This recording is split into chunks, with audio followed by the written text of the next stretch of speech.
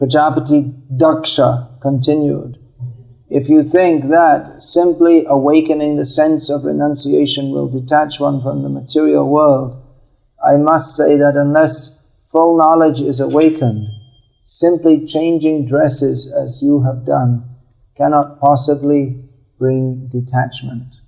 Purport. Prajapati Daksha was correct in stating that changing one's dress cannot detach one from this material world. The sannyasis of Kali Yuga who change their robes from white to saffron and then think they can do whatever they like are more abominable than materialistic grihastas. This is not recommended anywhere. Prajapati Daksha was right in pointing out this defect, but he did not know that Narad Muni had aroused the spirit of renunciation in the Haryashvas and Savalashvas through full knowledge. Such enlightened renunciation is desirable. One should enter the renounced order with full knowledge, jnana, vairagya, for the perfection of life is possible for one who renounces this material world in that way. This elevated stage can be reached very easily as supported by the statements of Srimad Bhagavatam. Okay, we've gone into Prabhupada. Hare Krishna. Oh, Krishna. Vasudeve Bhagavati Bhakti Yoga Prayojitaha Janyavyashu Vairagyam Jnanam Chayada Haitukam. By rendering devotional service unto the personality of Godhead Sri Krishna, one immediately acquires causeless knowledge and detachment from the world. If one seriously engages in devotional service to Lord Vasudeva, Gyan and Vairagya are automatically manifest in one's person. There is no doubt of this. Prajapati Daksha's accusation that Narad had not actually elevated his sons to the platform of knowledge was not factual. All the sons of Prajapati Daksha had first been raised to the platform of Gyan and had then automatically renounced this world. In summary, unless one's knowledge is awakened, renunciation cannot take place, for without elevated knowledge one cannot give up attachment for material enjoyment. Daksha is making a philosophical case against Narad Muni. And more or less everything Daksha says here is correct. Not only is it's correct from the Shastric point of view and from practical observation. However, what he's saying, or correct means it can be supported by Shastric statements. However, what he's saying is not, he's trying to present a case that he's neutrally presenting the facts. But actually he's doing so because he has his own outlook which he wants to support. So there's two basic ways of making a philosophical presentation. One is neutral. Neutral means he's sincerely concerned with understanding what is the fact. Such a person is called Saragrahi, one who accepts the essence.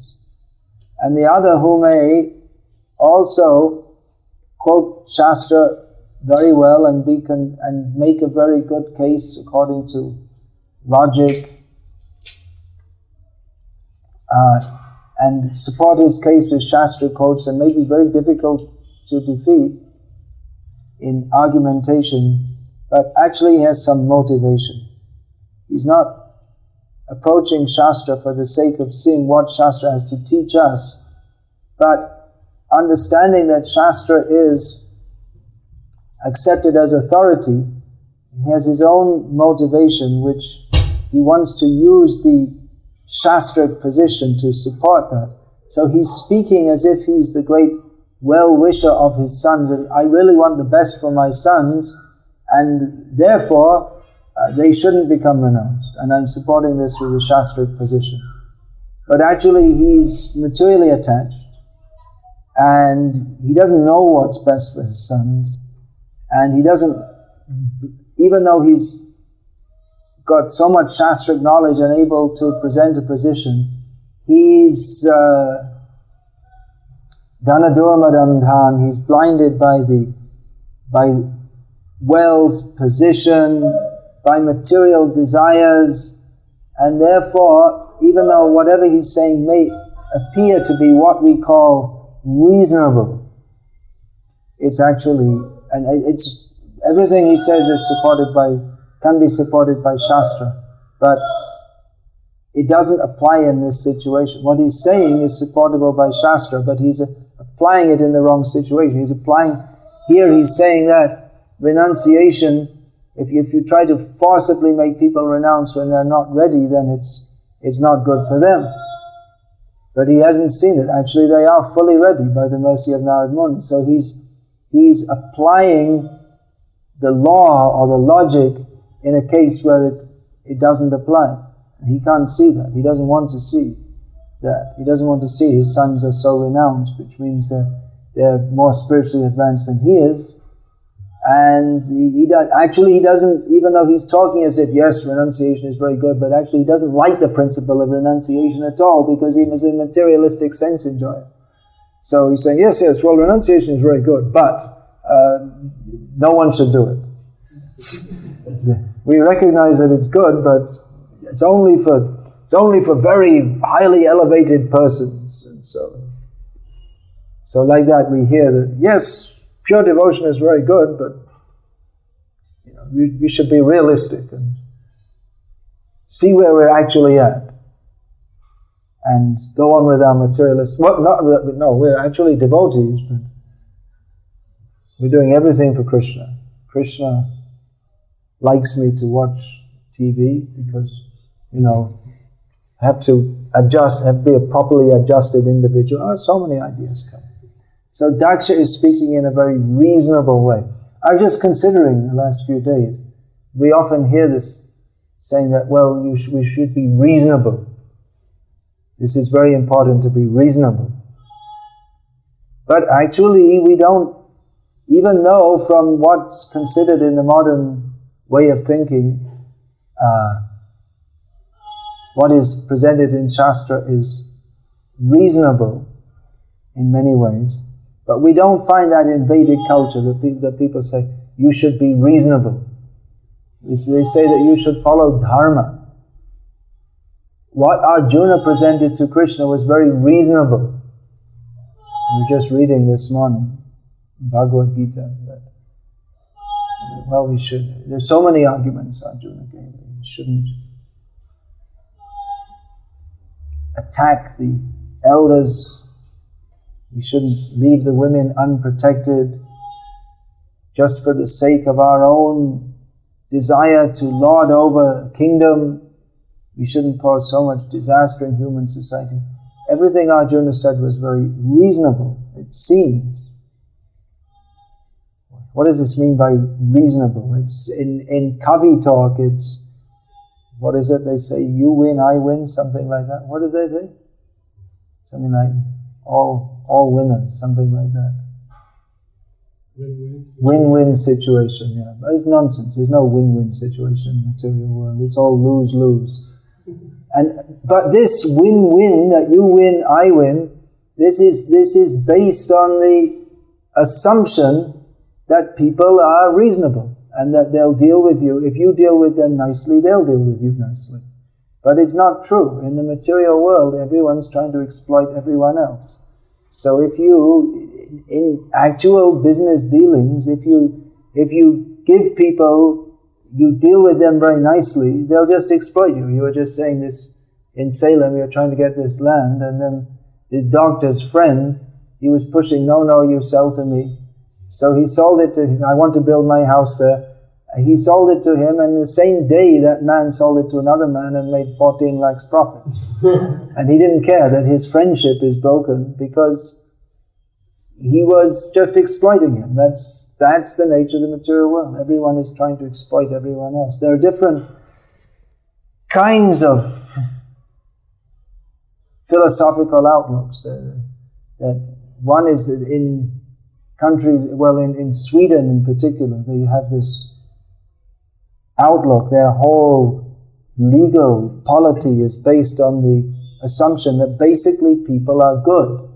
So if someone's a criminal, it's not really his fault, it's the rest of the society's fault, because they didn't deal with him properly. So put him in prison, but in the prison you're allowed to go out anytime you like. And it's ridiculous. And but the Vedic assumption is more realistic, that ichcha dvesha samutena dvandva mohena bharata sarvabhutani samaham sarga yanti parantapa. That people are good, basically, but in this material world they're not. In this material world, everyone has come here with material desire, with the idea to exploit others for their own sense gratification.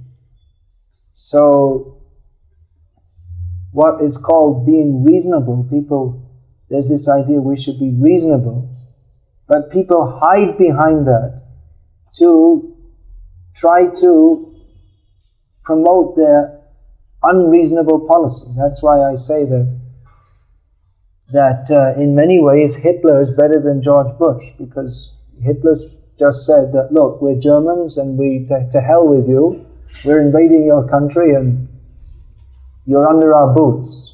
Whereas George Bush does the same thing, but in the name of humanity, democracy, peace, tolerance. And George Orwell, he predicted this in his book 1984, that in the name of peace, there's the Ministry of Peace, which its only job is to wage war.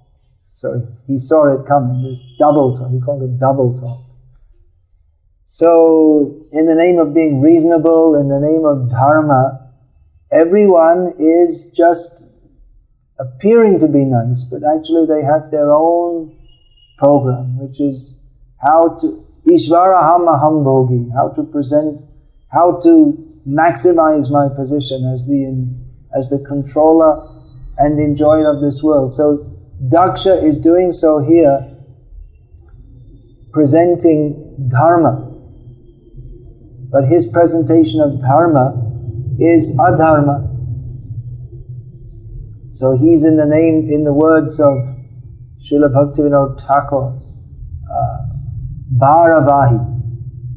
Different kinds of people. One is Bharavahi and the other is Saragrahi. Bharavahi he's carrying a load, the load of his material desires. And the Saragrahi is one who seeks the essence, one who's actually interested in the truth, understanding the fact of the matter. So this is the gift of the acharyas, the Shastra, Shutiyo Vibhinnaha. The different Shastras say different things, and people may be very attached to Shastra, the Mimamsa. They're very much attached to Shastra, but they like the section in Shastra which describes how Yamimam Pushpitam Vacham, the flowery words, which recommend elevation to the heavenly planets. And they explain the part about renunciation. Well, they say that's only for useless people who, they can't get their act together. So when they can go for this renunciation. But actually the purpose of the Vedas is to act in a manner that we can get material enjoyment. The purpose is to enjoy. Actually, Prabhupada said that when he was asked, what is the purpose of life? Once he said, to enjoy.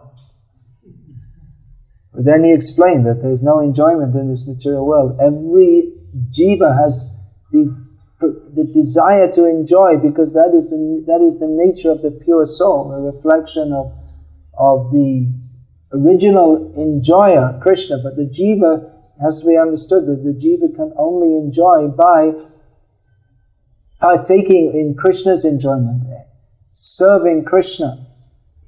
So the attempt to enjoy independently from Krishna is always a source of great distress. In the Vedas, the Vedic knowledge, it's like a trap for those who are not saragrahi, because it recommends that you perform pious activities.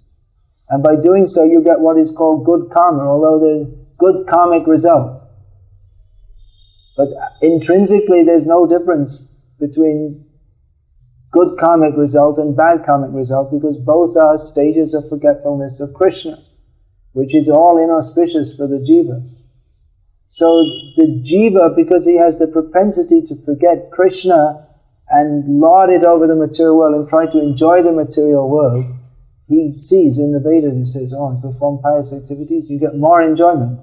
Okay, let's do that. But that, actually getting the result of pious activities is in many ways more inauspicious for the jiva, what they call mangal or shubham. It's actually in many ways more inauspicious for the jiva than to get the results of impious activities, because when he gets Janma Aishvarya Shuta Shri, birth in a high family, material opulence, good looks, good intelligence, not good intelligence, but apparently from the materialistic point of view, good, actually bad intelligence. So then he's in more position to feel that he's more opportunity to feel I'm in the enjoyer of the material world. So it actually, this is the cycle. You increase your piety, then you get more opportunity to enjoy, and then the demoniac propensities come out. I shall enjoy, and then again you fall down to the demoniac way of life. So it's a hopeless situation. So this all the Vedic knowledge, how you should enjoy. Daksha is convinced we should enjoy renunciation. Even the renunciation, then the Gyanis, they say, yes, this material world is miserable, let us cultivate knowledge and detachment. But they're also in this, ultimately they have the same mood, Ishvaraham Aham Bhogi. They're not surrendered to Krishna. They're finding that they've seen that the attempts to enjoy this material world are so fruitless and so opposite, what is it? You get the opposite result. They're so self-contradictory that I will enjoy better by not trying to enjoy this material world. It's still the same spirit of enjoyment. It's not actually spiritual advancement. So it's the suicide position, that this material life is totally miserable, so just let's cut out of it altogether and go, and then we can have the Brahmananda, the enjoyment of thinking I am one and one is all, and everything is one, but I'm more one than you because I'm Brahmaleen and you're still in Maya. So we're all one, but I'm more one out than you are. So I'm really one, and you're still in Dvaita. You're still in the two-ness position. So the one who has become one with the one gets carried by the ones who are, he gets carried on a big palanquin by the ones who think that they haven't become to that situation. So very proudly he gets carried around, thinking I am Brahmaleen. Although actually he eats so much and then the food has become merged with his body. I'm just talking about one Mayavadi, one big fat Mayavadi I saw once being carried around on a palanquin, looking so puffed up, extremely puffed up, shooting like this, being carried around by these foolish people. So jnana, the renunciation of the non-devotees, is just the flip side, the reverse side of the attempt to enjoy the material world by the karmas. But it's all sanctioned, apparently, not actually sanctioned, but there are recommendations in the Vedic literature, and very strong recommendations, that you must do this. And there are even stories to back it up. You have to get married and have children. Otherwise, what will happen? There's the the stories that was that Agastya Muni saw the Bala Kilyas hanging upside down from a tree. They're only this big, 60,000 of them. And why are you doing this so sturdy? Because, well, we never got married. So actually, not to get married and be renounced, if one is not on the path of bhakti, then if one renounces prematurely, then that may also be adharma, because one has debts to pay. Devashi bhutapta nrinam pitrinam, the debts to the devas, the rishis, the other human beings, all other kind of living beings, and to the forefathers. So one doesn't get absolved from those. One has to get absolved from those by performing duties in the grihastha ashram. Then he can renounce. That's the method for those who are in Maya. And for those who are, and they think they're getting free from Maya by renouncing, but they're just going from one phase of Maya to another phase. But those who are free from Maya, they see the nature of this material world and understand we are meant for serving Krishna. Then they renounce, and their renunciation is very solid. But Daksha couldn't understand this.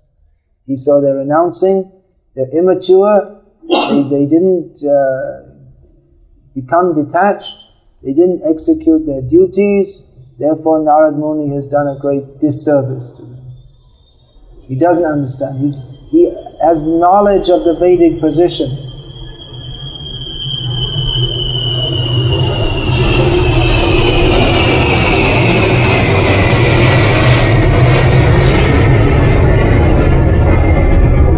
Just a big expensive area, but at time to time you get disturbed by the planes flying over. So Daksha had knowledge of superficial knowledge. He didn't understand the essence, and he never could understand the essence, because he's griha murhadhi. He's foolishly attached to family life. Even he has knowledge of the Vedas, but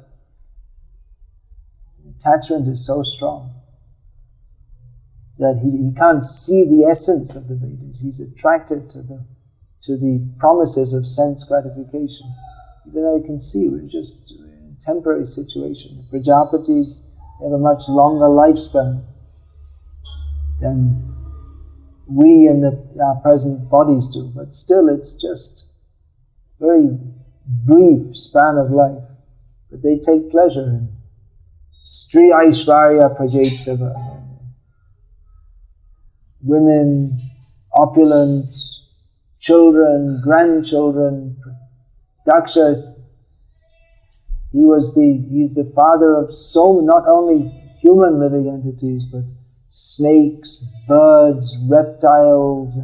So he can, wherever he looks, you'll see, oh, it's all my offspring, the feeling that I have created this. You see, when someone has their first child, the father becomes proud. He becomes proud of what? Of doing what every other man does, and every dog does, and every cat does, and every elephant, but they become proud. My son.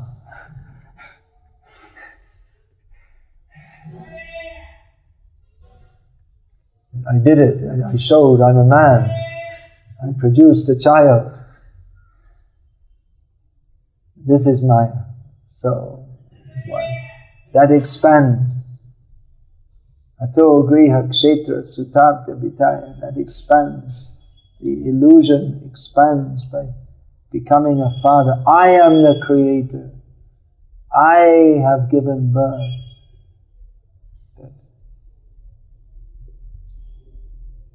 It's not so. Therefore, renunciation. Compulsory. Yesterday we were reading in the Bhagavatam. Leaving home at the age of 50 is compulsory. Prabhupada said.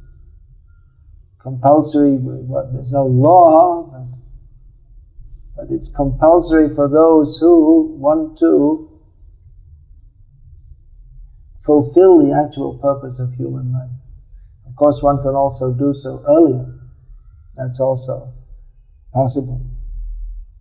But the point is that one has to get free from material attachments, which run very, very deep.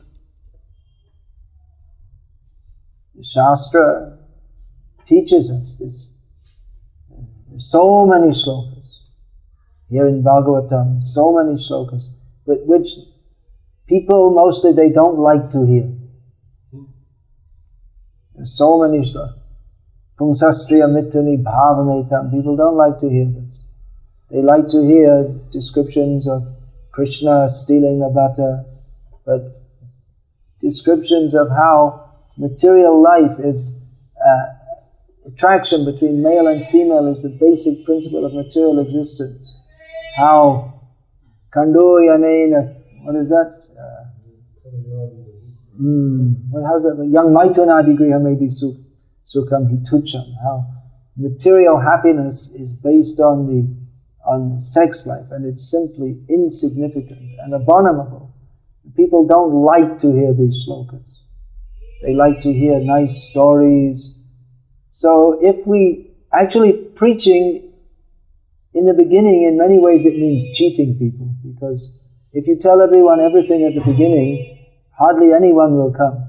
Most people are not interested in the truth. So we tell them, you be happy and you can get peace of mind, and they have personality development seminars and the art of mind control and all this kind of thing. But the whole idea is that people should come in and understand that I can't control my mind, I can't control anything, Krishna is the controller. And personality development means to give up thinking that I am this personality, I am Indian, I am a software professional and so on, and understand that my personality is Jiva Surupoi Krishna Nityadas, and everything develops from that, and your so-called good qualities, independent of understanding that, are all demoniac actually. Your so-called being reasonable, your so-called being nice, it's all just a front for cheating others, and everyone is cheating everyone else. And even though they have all these seminars, in the business life, in the office life, everyone, the people who go to these seminars, then they politely stab others in the back. More politely, that's all. They learn how to politely scheme and politic their way, that's all. So, we may cheat people to some extent, but ultimately we have to, if people are going to become Krishna conscious, they have to understand all these things. Now this is maybe a little bit of a big topic, you will have to go out on book district. Maybe I'll speak on this another time. But what I'm seeing in India, especially at the present time, is that we're preaching in such a manner that we're encouraging people to cultivate their material desires, and at the same time calling it bhakti. That's why we hear people say that, well, yes, having a good career, that's part of your devotional service. And someone said, then I asked, well, what is that? Is that Shravanam, Kirtanam? Which part is it? And say, well, I'm going to have a good career, and then people will respect that, and it's good for preaching. So it's a kind of self-cheating, because maybe that's true, but actually it's you could say at best it's dovetailing one's material desires, that I want to have a good... And having a good career means you have to give yourself mind, body and soul to HP or some other multinational, whatever company you may be in. And then where's the time for your bhakti? And where's the inclination?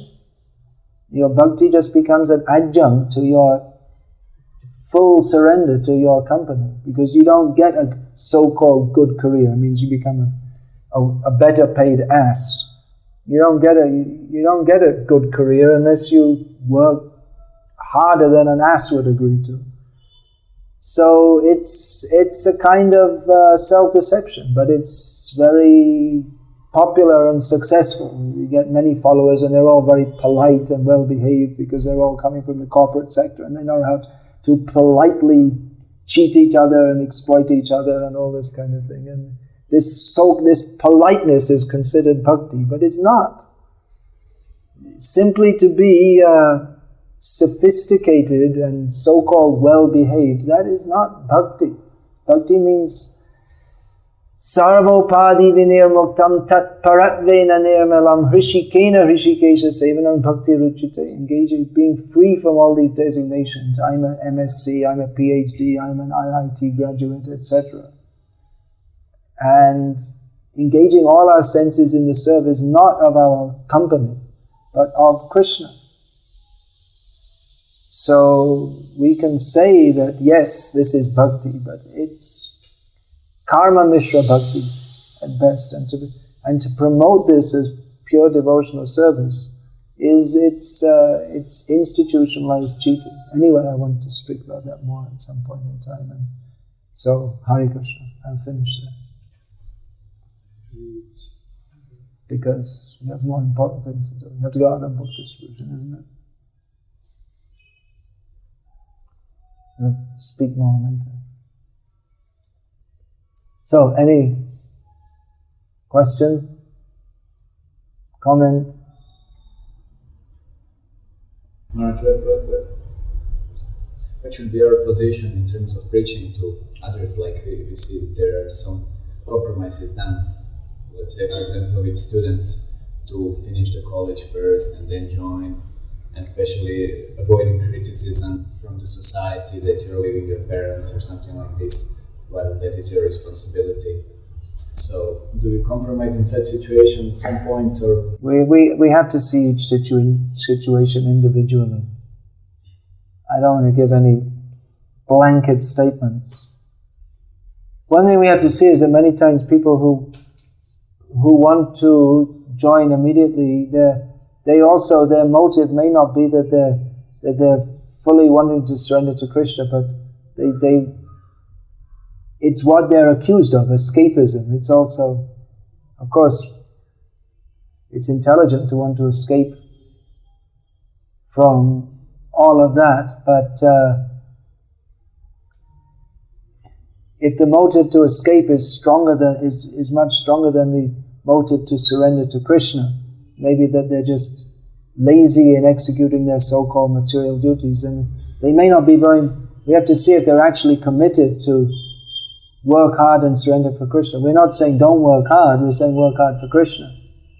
So we have a way of life that requires great commitment. So if people are just leaving because they don't want to go through with their commitments, then that has to be seen. There is also the point that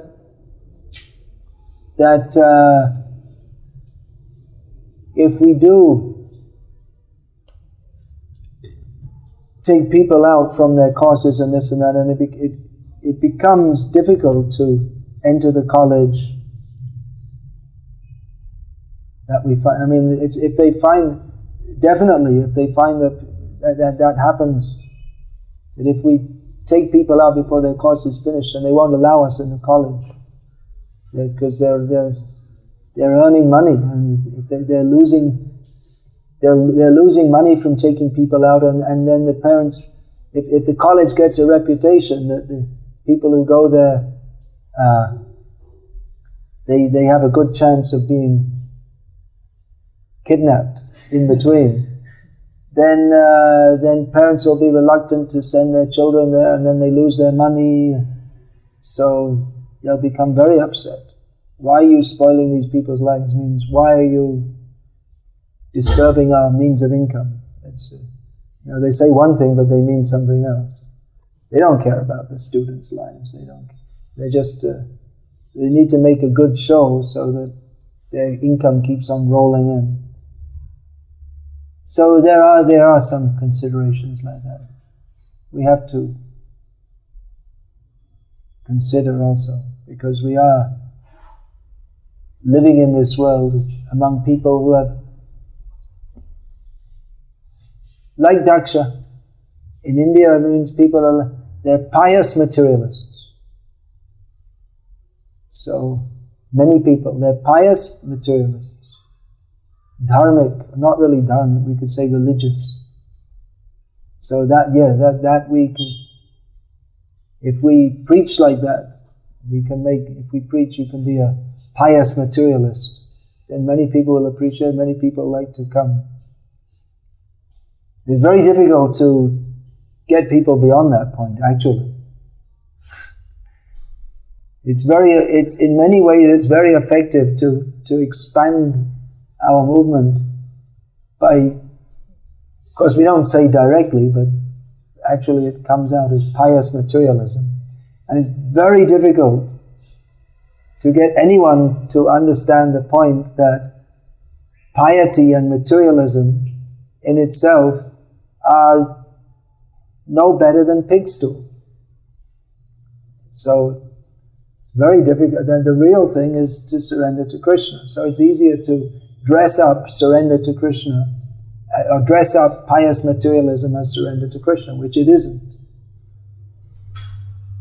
So what should be the policy? Bring people in and then hope that they gradually, maybe when they're reading Prabhupada's books, that one day it'll ding, actually that's meant to be true. It's not just Prabhupada's fanaticism or something. I don't know what, if they're reading Prabhupada's books, I don't know if their mind just blanks out they have to blank out over about 90% of the books or something. I don't know how people can reinterpret, but and if you read Prabhupada's books, it's very difficult to remain thinking that the purpose of life is to enjoy this material world.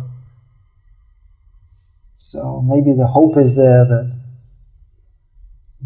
people can gradually become purified. But one thing is, if we don't regularly, that means always, present the facts as they are, and if we try to play some game, we also get caught up in it. We'll also lose our own Krishna consciousness.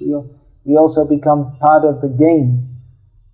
So unless we speak the facts very clearly, then everything becomes all hazy. And bhakti and punya and we don't see the difference, and it all becomes one, even in our own minds. So it's better to stick to the principle.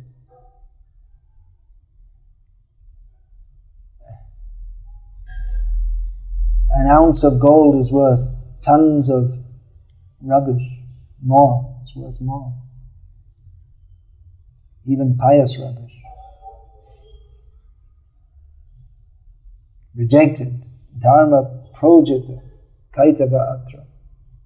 Paramo nirmatsaranam satam. Yeah. In your lecture, I was hearing the Prabhupada explaining who can take sannyas. Only a Brahmana can go up to stage of sannyas. Kshatriya is blocked at the stage of Vanaprastha. Yeah, that's karma sannyas. That's karma sannyas. The actual. Yeah, and the only sanskar for the Shudras is vivaha sanskar. He was talking about that. Yeah. For women and Shudras, there's only one sanskar.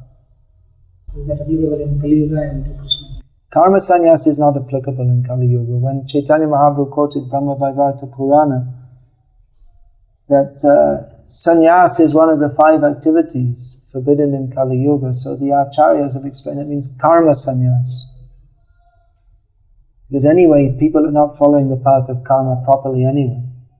But actual sannyas, to become the, Etansa astaya paratmanishtam, to follow the path of full surrender to Mukunda, that is Swarupgata sannyas. That's the sannyas that's connected to the soul. So that's always applicable. Chudanda sannyas, that's not sannyas in the sense that Krishna speaks of in the Bhagavad Gita,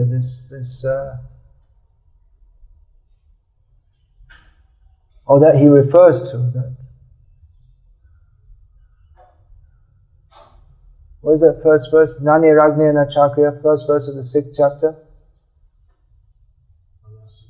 Anashrita karma phalam. Yeah, he's talking about karma sannyas.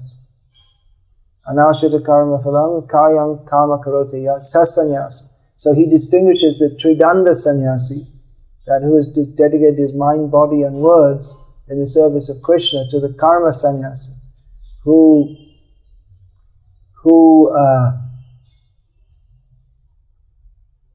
tries to become free from the results of karma phala. He has no contact with fire or Vedic rituals.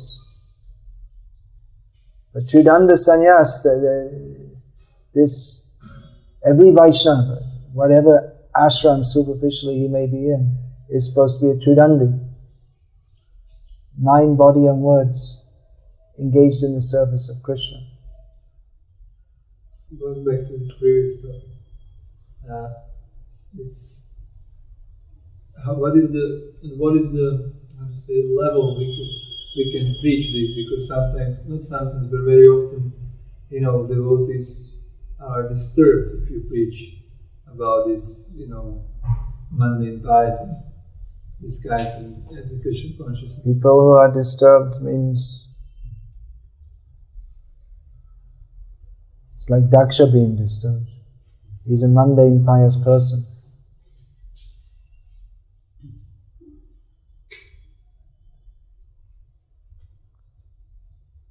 What level you're worried about people becoming disturbed? Then don't preach.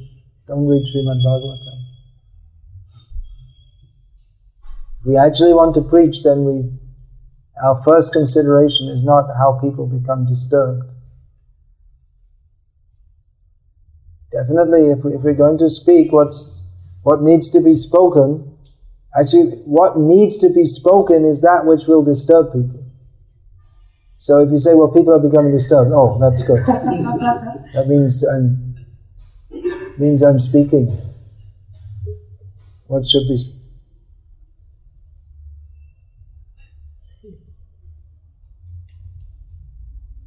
If people are not becoming disturbed, then there's probably something wrong. Jayadvaita Swami is quoting something. I'm citing authority from he saw in some Christian manual that the duty of a preacher is to comfort those who are disturbed and disturb those who are not disturbed. Something like that. Disturb those who are comfortable. Disturb those who are comfortable, yeah.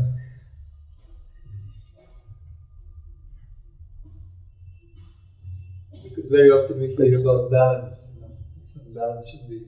Yeah, balance means everything's okay, I'm okay, you're okay, everything's okay, and be mature. Mature means be in Maya.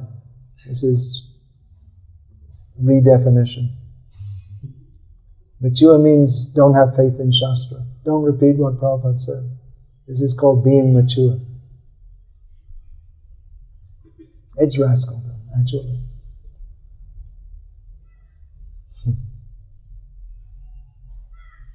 I sometimes wonder if Prabhupada was here nowadays, if they'd allow him in ISKCON.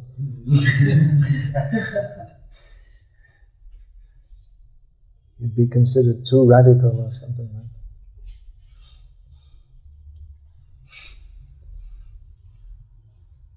that. We like the Prabhupada Murti. He sits there and we think he doesn't say anything.